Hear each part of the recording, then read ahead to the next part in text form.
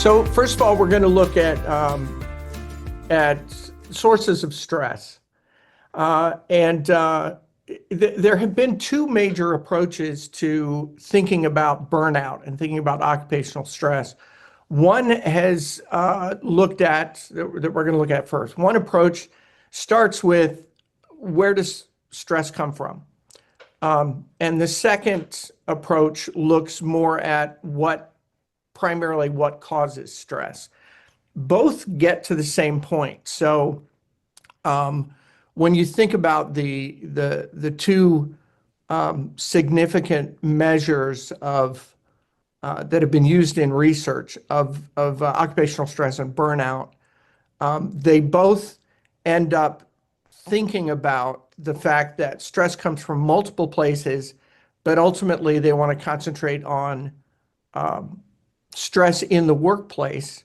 And when I say stress in the workplace, you have to keep in mind that that's not just stress from the workplace, but it's stress from numerous sources that can impact how we are at work and impact not only our own jobs, but then again, looking at the fact that there are more than one of us doing this work, how it affects the organization.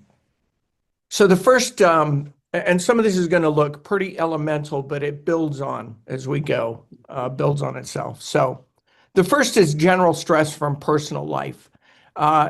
This is non-occupational. This can be stuff like my car broke down again, or my childcare is sick for the week and now I have to figure something out. Or financial stress, relationship stress, any of that stress from everyday life. The second general stress category that we're looking at is from one's occupation. And this, especially in positions of that have some high stakes to them, maybe life, death, or at least health and wellness kind of decisions, which is exactly where we fall. Decision making, high level responsibility, high pressure. So we can think about this in terms of understanding various occupations as taking up more space in this area of being more stressful. And the research holds this out, that occupational stress is higher in healthcare, for example, than it is in manufacturing or retail. That doesn't mean it's not in those other places. It's just that it's shows up quicker and can be more acute in those areas where our activities, our decisions, what we do on the job can directly affect someone else, their health, their well-being, and so forth. And lastly, a sort of acute form of number two, and that's stress from a particular client or client group. That particular person that is on your caseload or that you have to work with on a regular basis that is just a little bit tough to deal with, or maybe a lot tough to deal with. That can be acute, it can be ongoing. But again, we're looking at working with someone who's potentially volatile, maybe even violent, needs a lot of support, needs a lot of attention when you're working. And again, this can be episodic. It can be, I have a particular client that, I don't know, requires extra care right now because they had surgery last week, and that's going to go on for a couple of weeks, but they will slowly recover and things will ease up. Or it can be something that is chronic, having someone on your caseload with significant behavioral issues, and you just can't seem to get an approach that fits well. So that kind of pressure from a particular client or client group can be ongoing. So again, quickly just doing a survey of where we're at. Want to switch a little bit and think about burnout itself as sort of a separate syndrome, as World Health Organization called it, separate from just occupational stress. If you read the literature on stress, the first thing that we figured out was that stress is not all bad. Stress can be, low levels of stress or manageable stress can be a motivator. It can keep us on our toes. It can be good for our activity. If you imagine, playing a sport where there's absolutely no competitive threat, you're not going to get much better yourself. So if I'm learning to play tennis and I spend all of my time swinging without a ball just to get my stroke right or playing against a brick wall, I'm not going to get much better. At some point, I need the challenge of that comes in a form of stress of someone trying to win against me, and then I can improve. But when it gets out of hand, especially at work, when it goes beyond our capacity to deal with, maybe because it's acute at a particular moment or because it just builds and builds and builds. That's when we start getting what has emerged in research as these three dimensions of burnout. The first is a feeling of energy depletion, exhaustion. You're just always tired. And this is not just tired at work. This is, you can begin to see patterns where the person is exhausted as soon as they walk in the door. When they go home, they do very little that they would normally do for enjoyment, to unwind. Maybe they veg in front of the TV. Maybe they just eat very poorly and go to bed. But there's a feeling of overall exhaustion. Next is mental distancing from the job, a lack of investment. This can show up as a sort of cynicism on the job. In fact, that turns out to be shorthand in burnout, is looking for exhaustion and signs of cynicism. And lastly, there's a sense of ineffectualness, a lack of accomplishment. Going through the motions, but I'm really not getting anything done. And I'm not really making a difference. And again, you can see that this sort of detachment from in one industry, and say manufacturing, may feel one way, but a feeling of not being effective in human services and working with people, that can be devastating, not only to your own continued mental health, but also to the well-being of the people that you support. If you just think, well, I'm gonna do this, but it's not going to make any difference and nothing's going to improve anyway, then you can see sort of the air is taken out of that balloon, and that negativity can then multiply beyond ourselves. So as we go through this, the thing we want to remember is that even though burnout is kind of hard to get at, and we think about it happening in a particular person, it's also very contagious. It's you can see in this list things that, like yawning, they just seem to catch on. If you have someone who's constantly a cynic in the office, that kind of negative energy can catch on, unfortunately, very quickly. So again, we can boil this down to a very sort of 10,000-foot view of exhaustion, cynicism, and then sort of this sense of lack of effectiveness. It's not going to make a difference anyway. Now, when we think about every time I do this presentation, I always go back and forth in terms of where I'm going to put certain slides. I haven't really nailed down how to approach this, because it is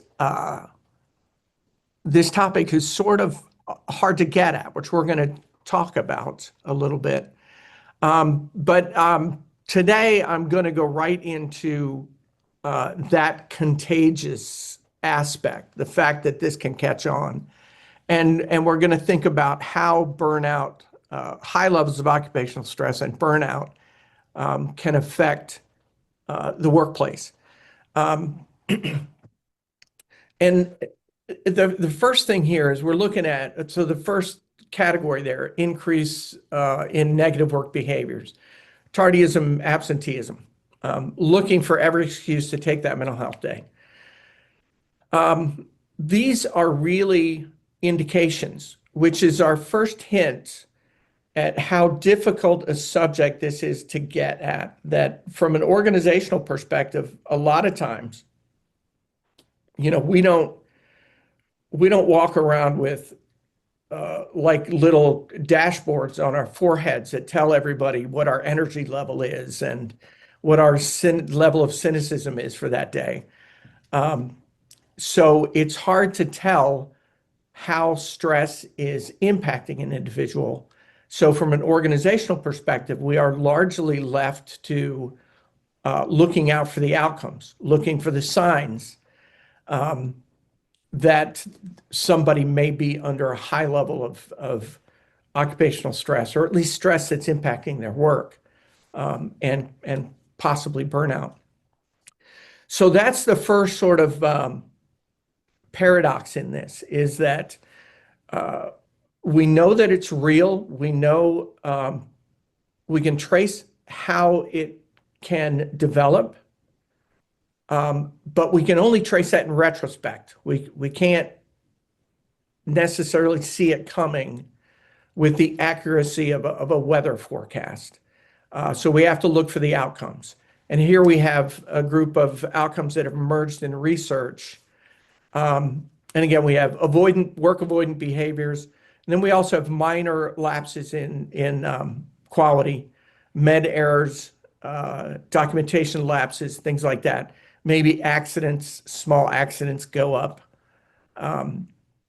Again, because, and you can trace that back to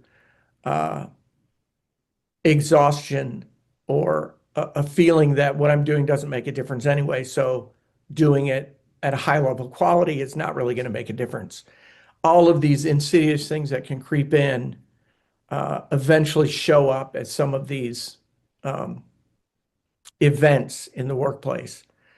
We have not included, and again, Laura and I have had endless discussions about how far to go with this. We have not included the obvious, the headline grabbing things when that we in our culture have attached the phrase "going postal" to, which is another thing that we need to think about, is that everybody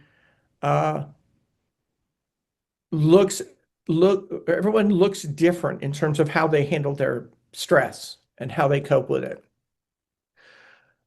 For a larger perspective for the organization, what this means, again, when we think about the ramifications of that previous slide, what we end up with is a less stable workforce, more turnover, more effort putting into filling in for absent or late staff.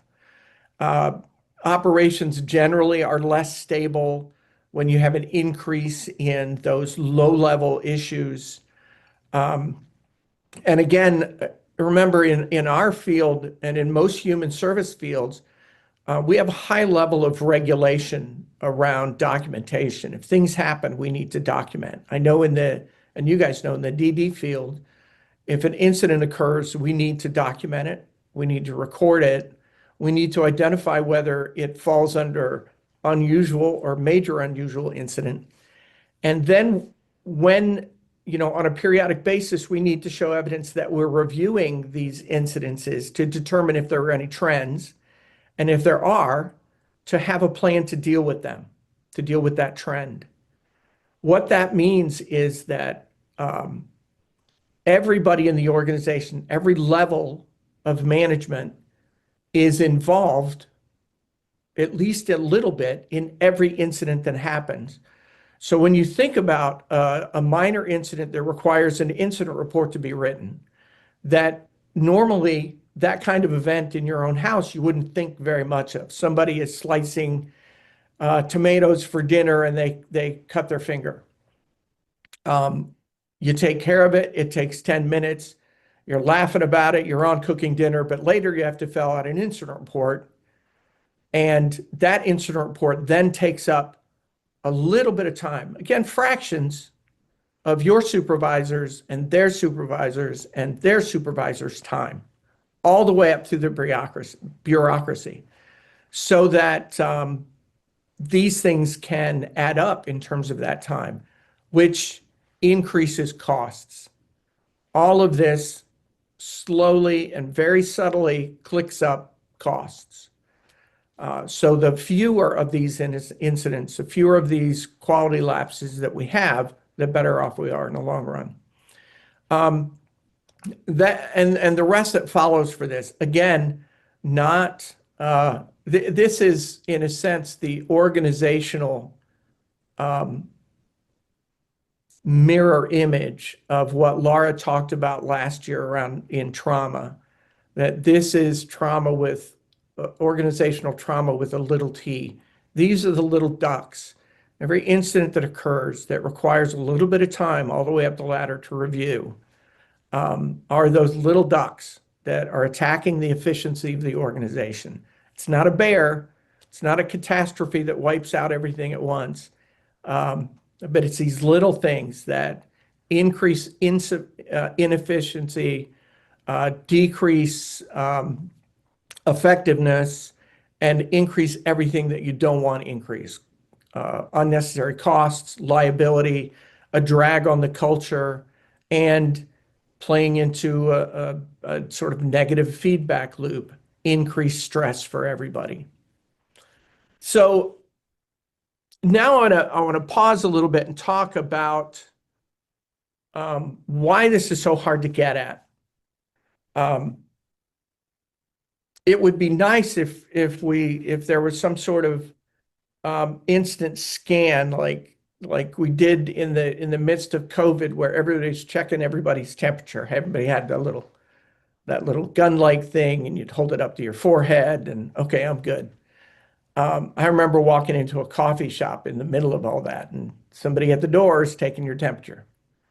So it'd be nice if we had one of those things that could level our stress out for us. And as we walked in, if we were too stressed, we could go into the nice, comfy, low stress room and do our work, or maybe do no work at all. And if we're all right, then we can go in and do our job. But we don't have that. We don't have anything close to it. And as I said, from an organizational perspective, for the most part, we are left looking for those indicators, looking for those outcomes. We're going to talk a little bit today about strategies for the organization in getting a better handle on that.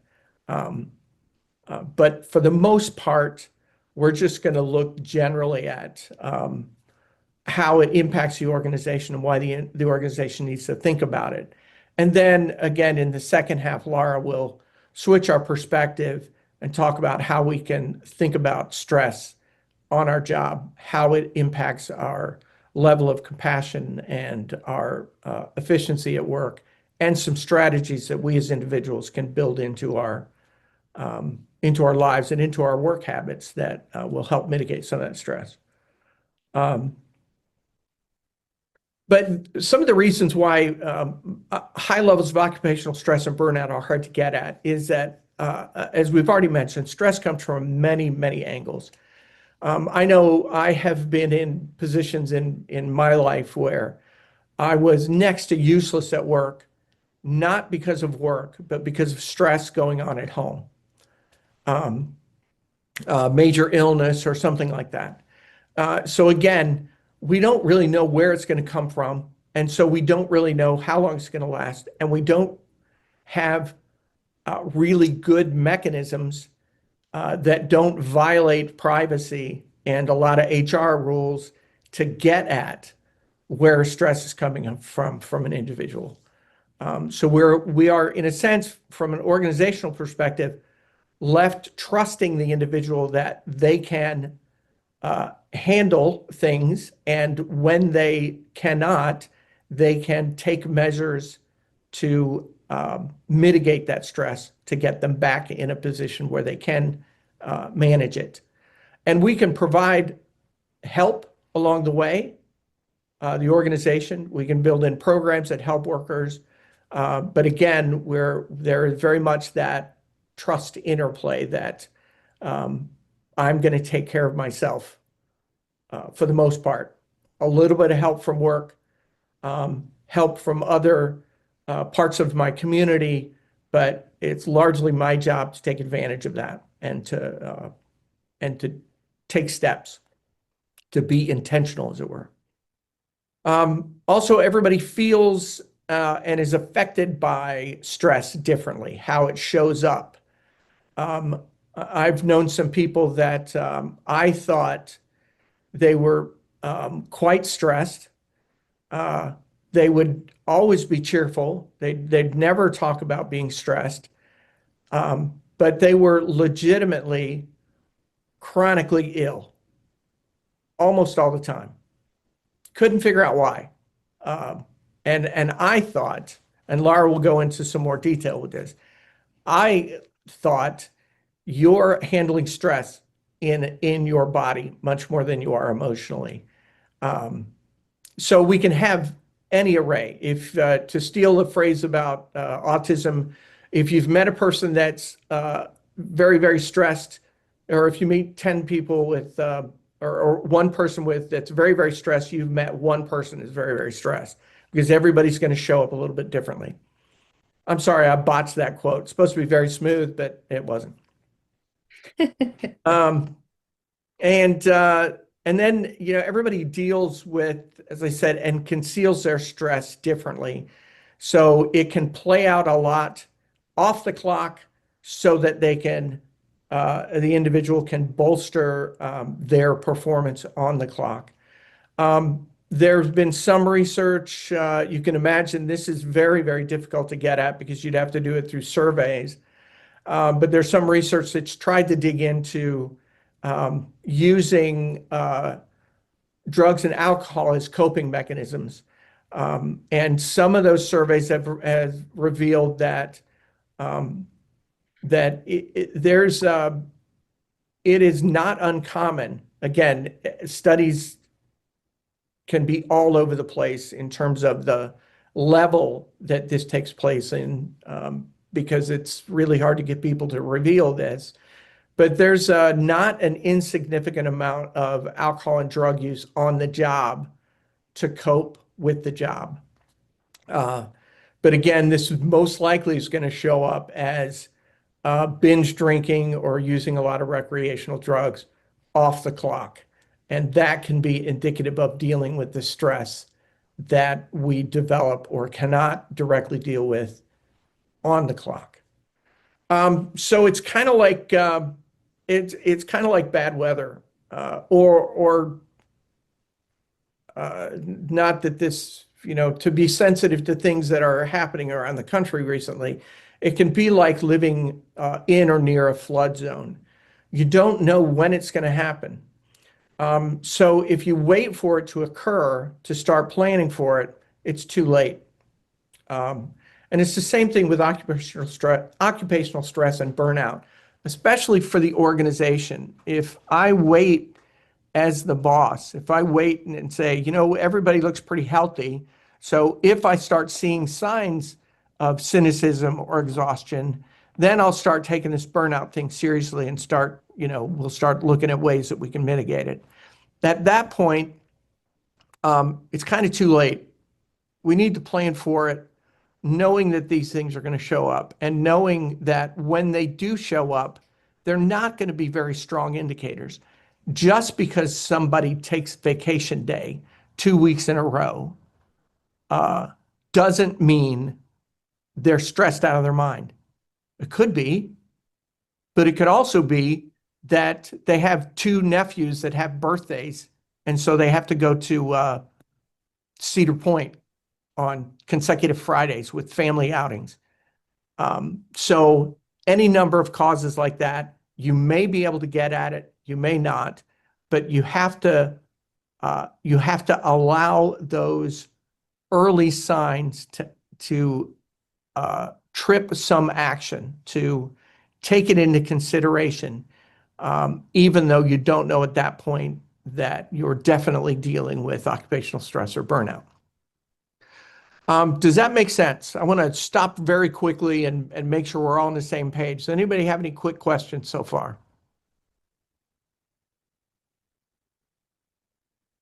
Okay, good.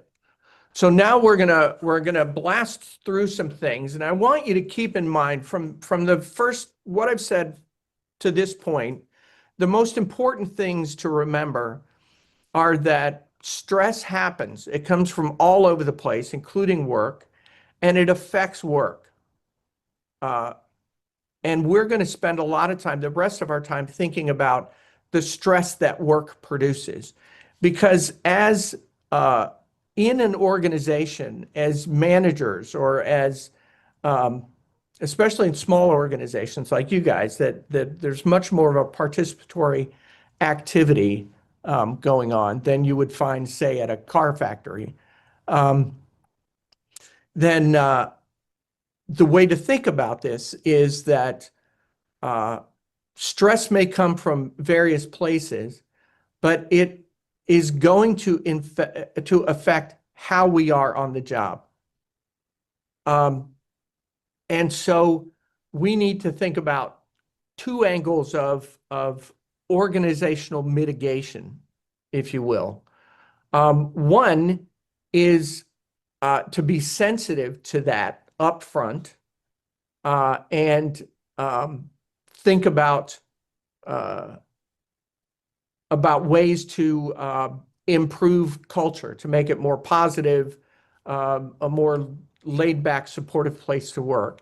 And the second is to think about programs that make sense for the organization. You know, we probably don't have all the money in the world where we can just spend it like crazy on programs, but think about programs that make sense for the organization that will also help uh, give, if you will, give opportunities for individuals to take advantage of to help them manage their stress better. So keep those things in mind. The third thing to remember, and we're going to dig into this a little bit deeper, is that by and large, if you start seeing the signs, if you start seeing levels of cynicism go up, or you feel like everybody's a little bit more tired than usual, or an individual is showing signs of cynicism or is saying things like, I don't know why we do this, it doesn't make a difference anyway, that you have to take those seriously. Because at that point, you're already well into the game. It's already, you know, you're in the second half. So if you're thinking, well, we've got the second half, we can come back. When you start seeing those signs, you're already down and it's already the second half. So keep that in mind. Now we're going to look at ways that we get at um, stress. And the biggest, most popular, especially in this country, ways to measure stress is the Maslach Burnout Inventory developed by psychologist Christina Maslach. Incidentally, fun fact, if you know anything about the Stanford prison experiments back in the 60s, this was an experiment at Stanford University where a professor set up, everybody came in, I think it was for a 2-week period, and students that volunteered were randomly assigned to be a prisoner or a guard. And it's famous. You should look it up. If you don't know about it, look it up. It's very interesting. But things started to go very bad very quickly. The people that were guards, otherwise completely nice people, they take on this role of guard and they become abusive very, very quickly.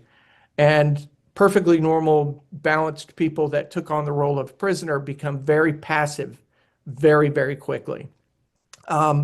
Anyway, what happened in these experiments is that a psychologist visited the site a couple of days into it and told the psychologist, I can't remember his name, Laura, do you remember his name? Oh, I'll have to look it up. Thanks for calling me out on that, Kevin. Yeah, yeah, yeah. You're welcome. Um, anyway, so this visiting psychologist said to the guy running the experiment, said, "You've got to stop this. This is inhumane." And he didn't realize what was going on. But after this input, he did stop it. Very interesting experiment. Anyway, that young psychologist that walked in and saw this and said, "You got to stop this," was Christina Maslach, who went on to do most of her work in around burnout and developed Maslach burnout inventory. And she married Zimbardo, Kevin, the man who was running it, Yes, that's right. Yeah, which I see, totally knew and did Bardo. not have to Google Yeah, because you knew it right off the top of your head. right off the bat. I knew it too, but I wanted to give you an opportunity to shine. So anyway, the Maslach burnout inventory. We're going to look at this very quickly because we're going to arrive at another aha moment in thinking about burnout.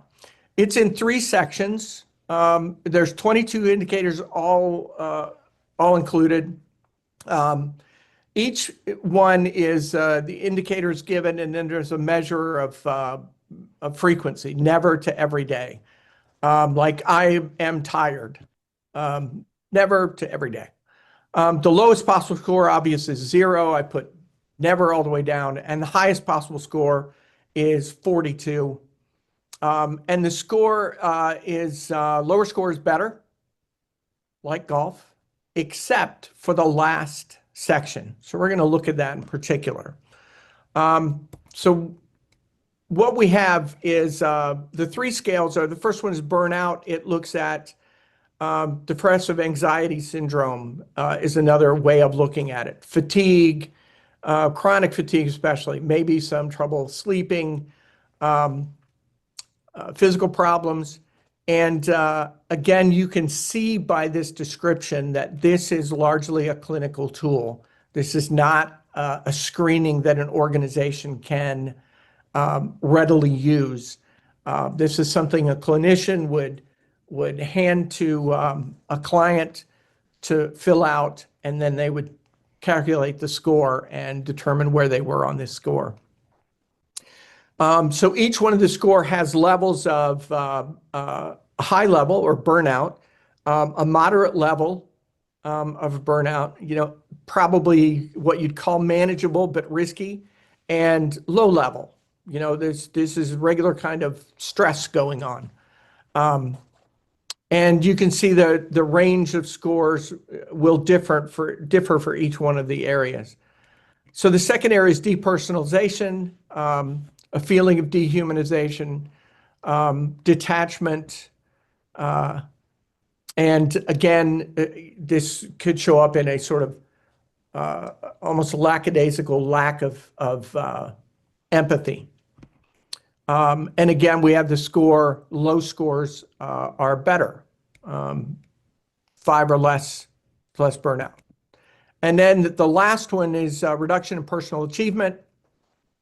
And this is that last note of the three prongs. You can see all these three prongs are all connected from the World Health Organization definition all the way through to how we assess it on the Maslow or Maslach scale.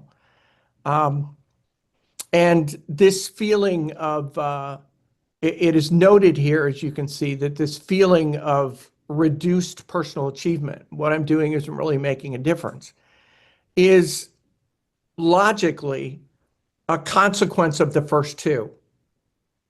So the assessing sort of follows this progression of exhaustion, cynicism, and then a feeling that you're not making a difference anyway, a lack of effectiveness. And this last area is seen as a consequence of the first two. And you can see that in this part of the scale, it's reversed. So the higher the score, the lower the level of burnout. So you want a high score here as opposed to a low score. Now, very quickly, what I've done here is I've looked at, I've laid these bars out that are that mathematically match the ranges for each one of these scales. So we have a visual depiction of the top one roughly divided into thirds. You can see that the low stress area is a little bit bigger than the others, but still kind of balanced. In depersonalization, the scoring is very lopsided toward the burnout. So again, you want a low score, so you can see that you don't need much for that score to edge up towards that red area, the high levels of burnout area. And then we see in the bottom one, the low personal accomplishment, the sense of meaninglessness in your work. It's just the opposite. So again, your score is going up now. You don't need a very high score before you're in that red area. So now I'm going to start overlaying a gathering of 7 or 8. It varies from 7 to 8 studies that look at burnout across healthcare entities, including in some of the studies, including direct care staff in like nurses' aides or the kind of people that we employed as direct support professionals in the IDD world, but also professionals, social workers, nurses, things like that. And I'm looking at these particular studies because in these studies, they did the complete Maslach inventory. So we have related scores all the way across all 3 of these areas. So in the first one, in exhaustion, the average in 7 studies with 8 data points. One of the studies looked separately at nurses compared to other healthcare workers. That's why we have the 8 data points. So right, a good score, not doing too badly. The low score in these studies, the low average, was 1.4. Again, very nice, well within that safe range. And but the high score was 26.7, not in the burnout range, but you can see that, excuse me, that the range between the low and high is pretty wide. So this is, pretty diverse. We have people that are not very exhausted and people that are really exhausted. But the average over these 7 studies falls towards the high end, but within that manageable range. Now let's look at depersonalization. The average, again, is nice and safe, 4.9, and the low is very low, 0.6. But the high, again, is up there. So in that part of the scale that is acceptable and, kind of a gray zone, some risk, but manageable, the data points, the whole range sort of compacts at that end. But we can see that in depersonalization over these, in this case, 6 studies over 11, or over 7 data points, we get up to 11.2 in depersonalization right in. And again, this is average from each study. But then when we go into lower personal accomplishment, the average is solidly in the high burnout range, 22.6. The low, or in this case, the high score, but the low reading is still in the manageable range, but not in the acceptable, don't have to worry about it range, 39.8. And the high is 4.6, or the lower score. Now, what does this tell us? The big thing for us when we back away from this and sort of squint our eyes, we remember that as we sit in our sort of theoretical seats and we sit in meetings like this, we say that last level, that depersonalization, comes from the other 2. But in reality, what we see is that this sense of lowered personal accomplishment is the canary in the coal mine. This gets way up there on the scale before the other parts of the scale start to approach that burnout level. Which means that when we think about the stuff that we can grab from an organizational perspective as managers, the stuff that we can notice, like someone seems to be exhausted a lot, or their speech is much more cynical or shows a lack of empathy. Most likely, according to the research, most likely, this is months after this person started to feel that what they were doing was not making a difference. So when I said earlier that when we look at the outcomes of work avoidant behaviors and low-level quality issues, that stuff that's in the research that we can grab as indicators that we need to pay some attention to occupational stress and burnout. When I said that when we start seeing those increasing, it's already in the second half. We think, oh, well, we can do a nice pep talk in halftime and we'll pull this game out. It's already in the second half. And now we know that when we start seeing those indicators that show up in these first two, exhaustion and depersonalization, that leading indicator, the canary in the coal mine of lack of personal accomplishment, a sense of ineffectualness, is already well advanced. So we're not just in the second quarter by the time we start noticing the outcomes that we can see in our organization. We're in the last few minutes of the game. We're in the last few minutes of the game, maybe for that individual, maybe for quite a few individuals.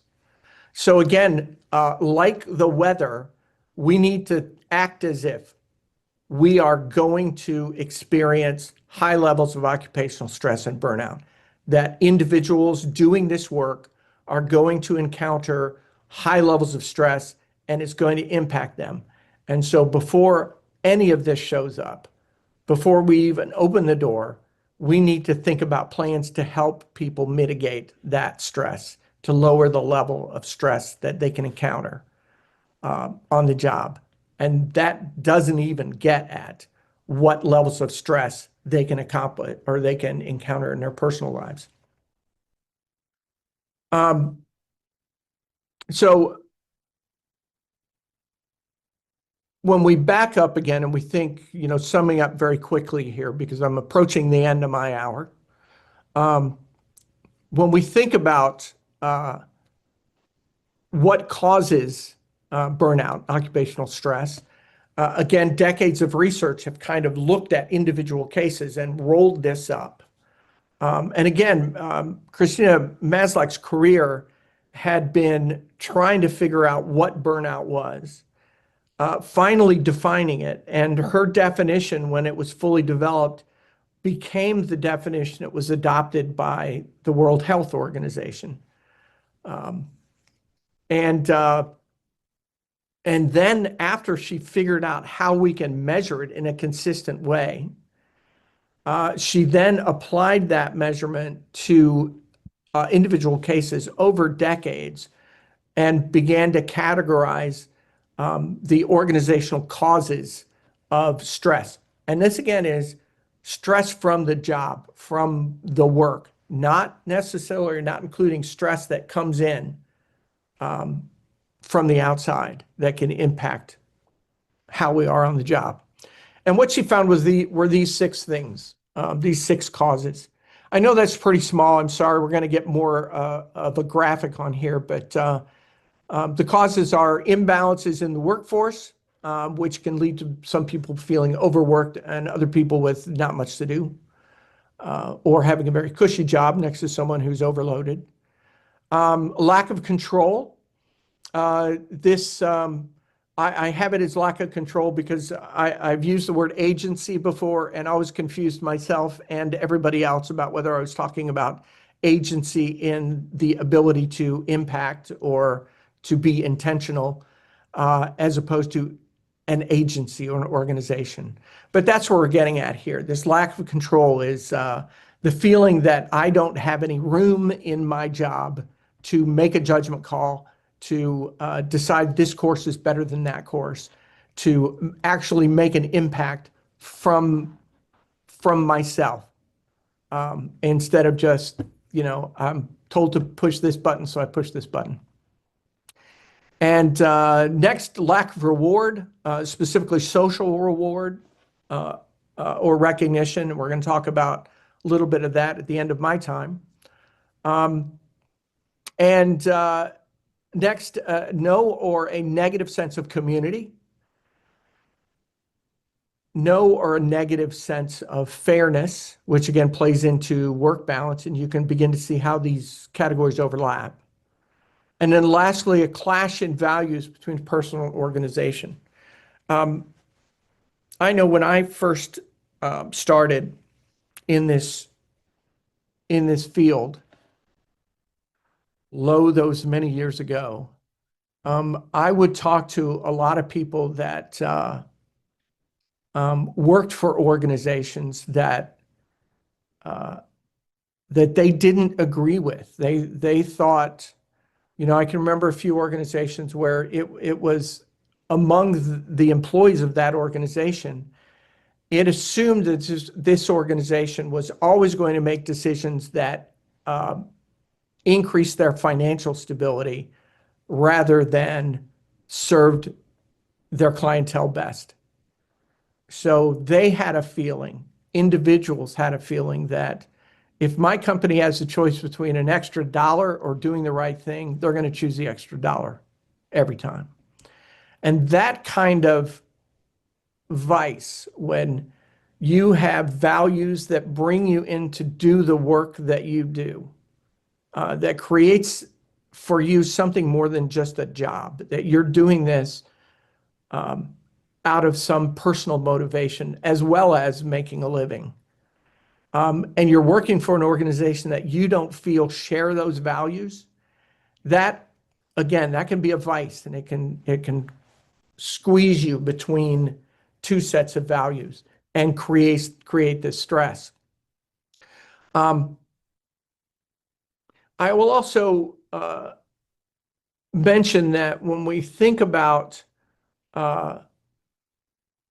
these things, especially these things in the middle, this lack of social recognition, lack or negative sense of community, I will mention a couple of things that we realized in the pandemic, in studying workforce changes and patterns when our lens switched. So let me be more specific.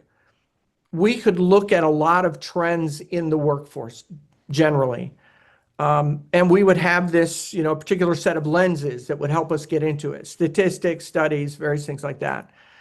The pandemic turned everything on its head. And again, Europe handled it a little bit differently than the United States did. The United States said, went to basically to individuals and said, okay, the restaurant you're working at or the place where you're working is closing down because of the pandemic or is shut down temporarily. So we're going to provide benefits directly to the individual. Europe took more of an organizational perspective. And again, wasn't hard and fast. There were blending in policies, but in Europe, there was more of an emphasis on giving money or support to the business itself so that they could keep people on the payroll, even though they weren't actually doing any work at the moment.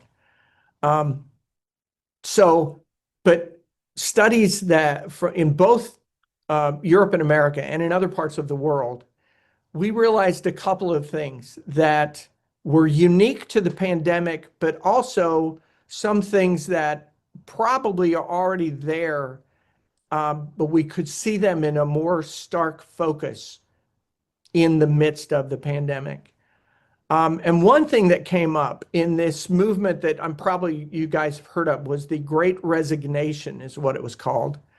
When after the pandemic and after the big hump was over and businesses were back online and people were back on the payroll and workers were called back from being temporarily laid off, that many did not go back, or many quit their job where they wouldn't have before. And you would think, economists would think, you've had to dip into your savings, or maybe you've had to scrape by with very little savings. And now that you're back at work, you're going to quit your job. That doesn't make any economic sense. But that's what was occurring. People were resigning at higher levels. And one thing that popped up was that the amount or the number of people leaving a job before they had another job lined up was through the roof. And again, we're looking around at each other thinking, this doesn't make any economic sense. Why is this occurring on a level high enough to show up in statistics? McKinsey and Company, a consulting firm, they have a research arm. They looked into this quite thoroughly and came up with a list of, not a hard and fast list, but a list of things that were reasons given by people that left the job before they had another job lined up. And these three in the middle, actually these four in the middle, showed up very prominently. Lack of control, which turned into a lack of investment. I don't need to use my brain at this job, so why would I stay here? Lack of social recognition that maybe was accentuated in how you were treated during the pandemic. I don't know, any number of things. And a negative lack of or negative sense of community. It's just not a fun place to work. It's not supportive. I don't like the work, and I don't think the work likes me. And an increased feeling of no sense of fairness or negative sense of fairness that other people get and I don't, or vice versa. Anyway, we saw what looked like people were thinking and acting much more in their heart. We want to be appreciated. We want to do something that we can invest in and feel a sense of accomplishment. So again, the pandemic sort of, I personally think, put us all in a position where we could understand deeper what really matters to us. And selling insurance or whatever isn't where it's at for me. So I'm going to quit this work and look for something that's more meaningful. And again, in our field, we have meaning stuffed in closets. We have so much of it in terms of work that you can do that really is going to make a difference in somebody's lives. You don't have to wait a whole career to figure out what difference you've made in the world in our field. This afternoon what difference you made this morning. So we can take advantage of that, especially if we think about these causes and build systems that mitigate these causes. I forgot I did this. You could have read those along the way. There you go, read them. And I will send you guys copies of this presentation. So now, what about strategies to mitigate against these causes? Well, you can see they're pretty much a mirror image. To mitigate against imbalanced workloads, we want to have systems in place that will help us balance our workload. We want to create agency. We want to create a job category or a job description that calls for and allows for growth, an increase in skill, an increase in impact, an ability to make decisions, and back that up with training to help people make decisions. Now, it's strange to me when I think about my history in this field. I worked with a lot of people and have talked to a lot of people that worked for me when I ran a provider agency that were frustrated about the fact that they felt like they were babysitting and didn't, they came in as a babysitter and they checked a list off by the end of their shift that they did this goal, handed out that med, took meat out of the freezer for defrosting for dinner tomorrow, check, that was my job. And it really opened my eyes to the fact that we have human beings whose we're paying them to hang out with other human beings, to build relationships. And yet we have somehow not managed to define the job that way.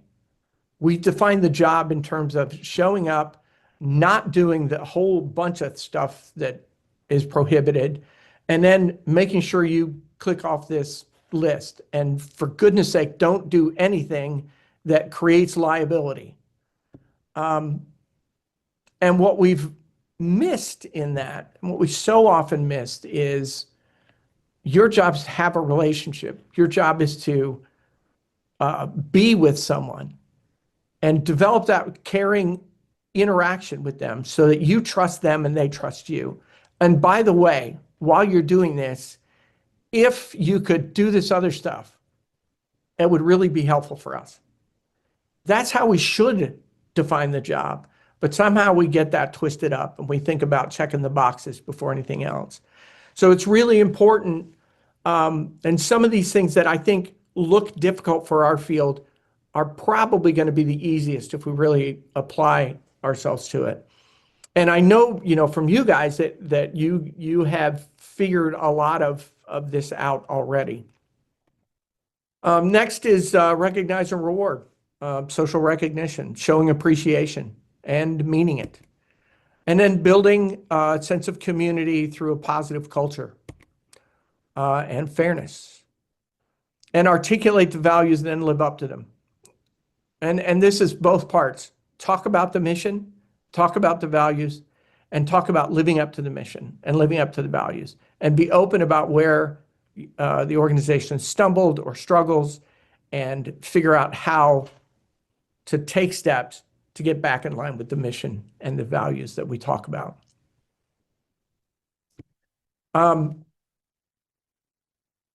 So I want to wrap up here and again, think about this as part one, is that sort of overview. This is me sitting in the organization.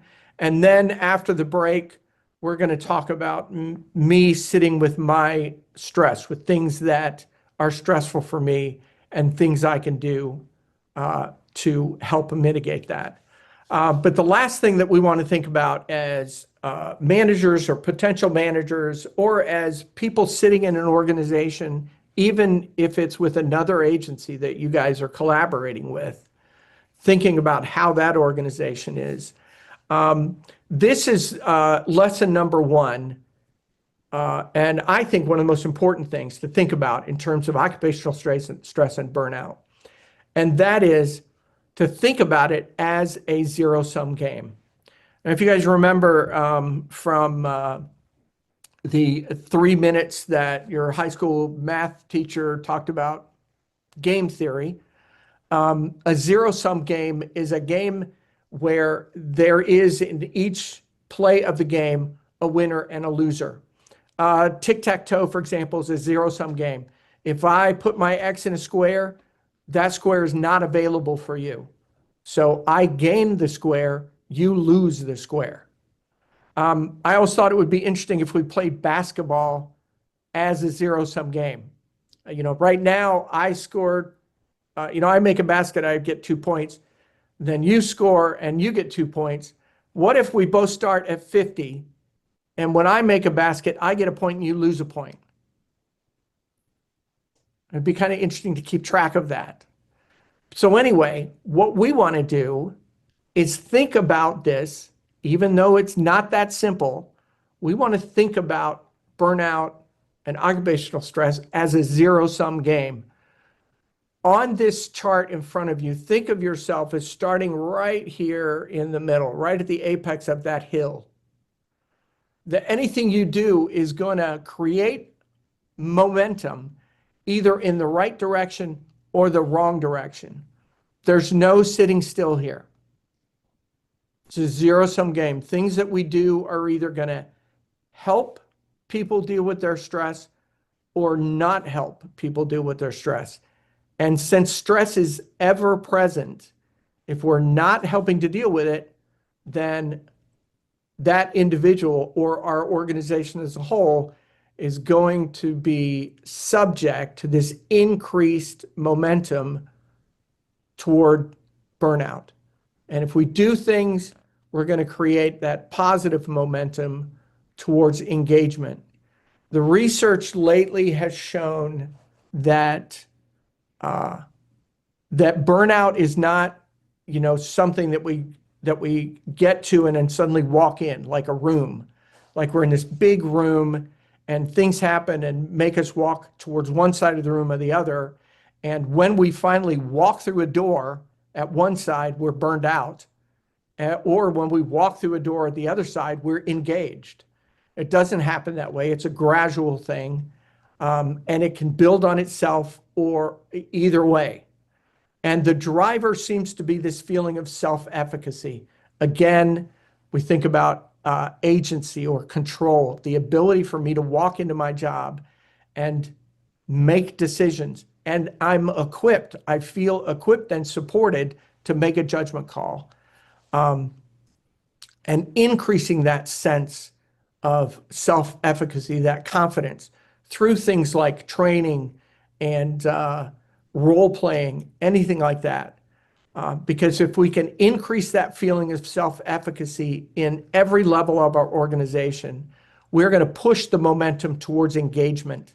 Because part of that efficacy is going to be questions like, how are we doing? Are we supporting you? Do you have enough? What kind of training do you need? Did the training that we gave you, did that help? Or can we tweak it in some way that would be better? All of that kind of stuff is part and parcel of increasing self-efficacy, giving the opportunity for someone to feel like they can impact, and that's going to create engagement. The other way things that happen are going to increase this feeling of a lack of self-efficacy. And again, remember our canary in a coal mine. If we see the signs, it's probably 3 or 4 months ago that somebody started feeling a lack of self-efficacy, a lack of making a difference, that they just show up and, punch a clock and go home. The babysitter scenario for direct care staff. So again, if we think about this from a management and from an organizational perspective as a zero-sum game, that everything we do is either going to help or hurt. It's not going to be in the middle. There's nothing neutral here. And we try to do everything we can to increase self-efficacy and drive towards engagement. We're going to be that much better off. So I want to end with this, with thinking about social recognition. This is a quote from one of the later chapters in my book. So I'm just going to read it to you since it's big and long here, and to talk about it just for a second, because Laura's going to punish me for this 5 minutes I've taken out of her time. There are a few recent studies that cover a number of industries, including healthcare, that looked at appreciation and other intangible, non-financial ways of showing appreciation. And two things have come out of this series of experiments that I looked at. Two really important things. One is that showing appreciation really does make a difference.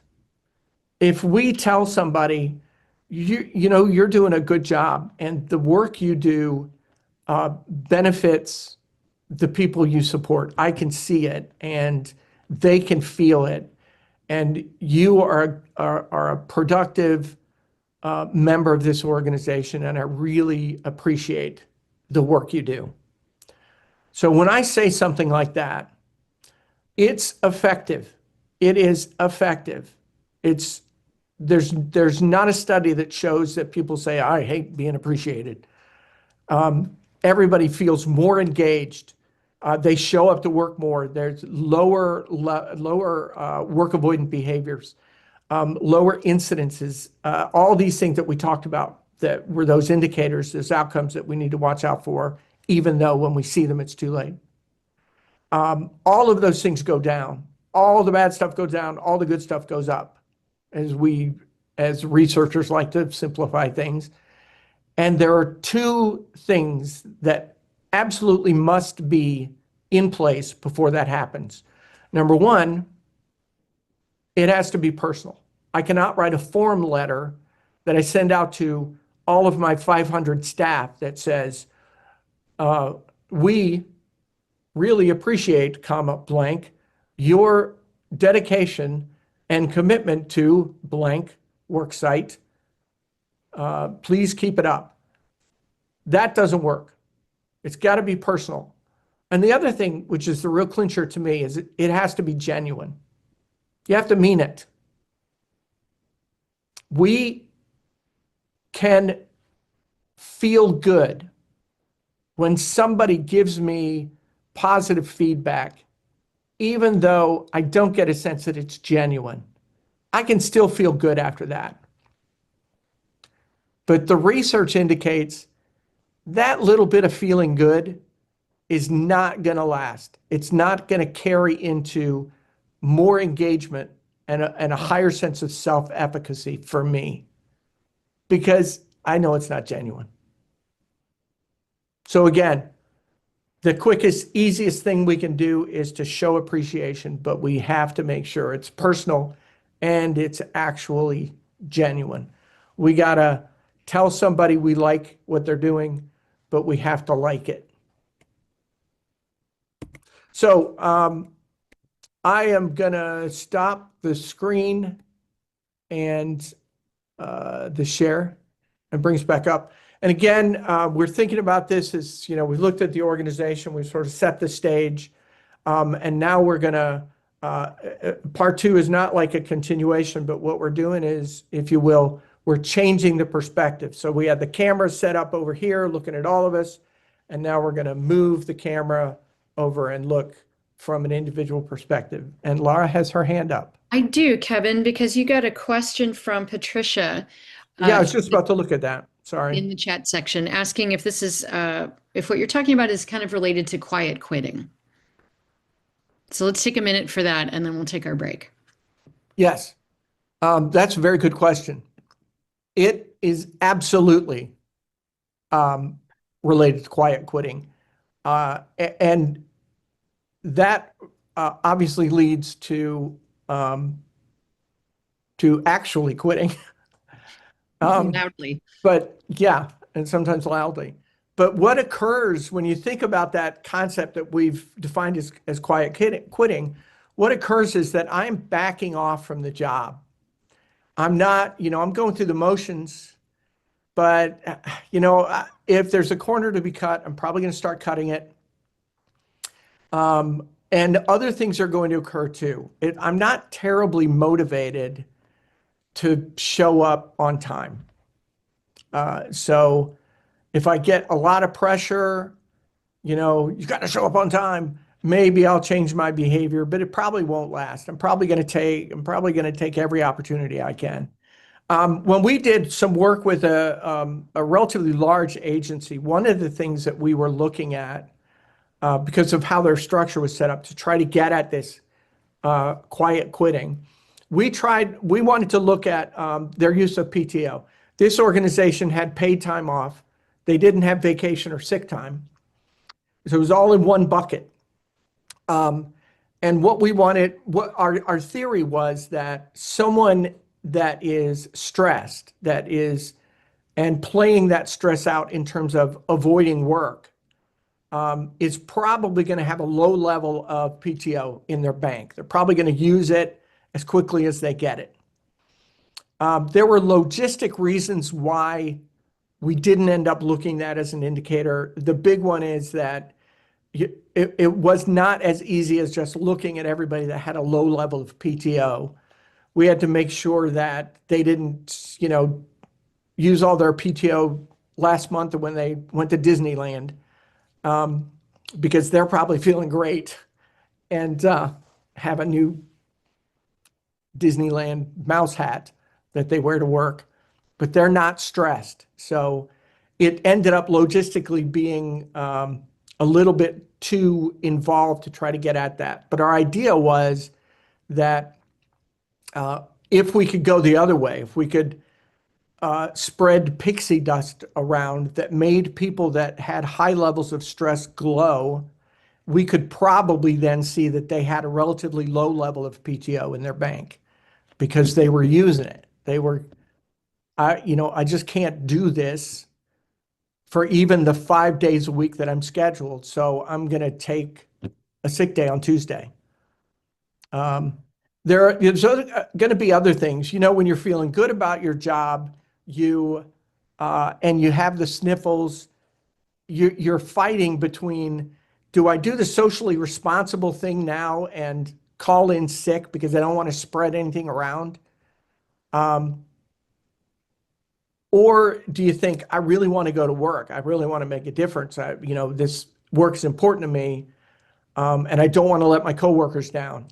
That internal struggle doesn't happen in the midst of quiet quitting. We're like, oh, you know what? I might sneeze. I better call in sick. Is going to be more the battle. What can I do? I remember when I was a kid, I would occasionally, I tried it once actually, to take the thermometer and hold it over the stove flame to get a fever going so that I didn't have to go to work or go to school that day. The thermometer blew up. So I had to go to work and I had to buy my mom a new thermometer.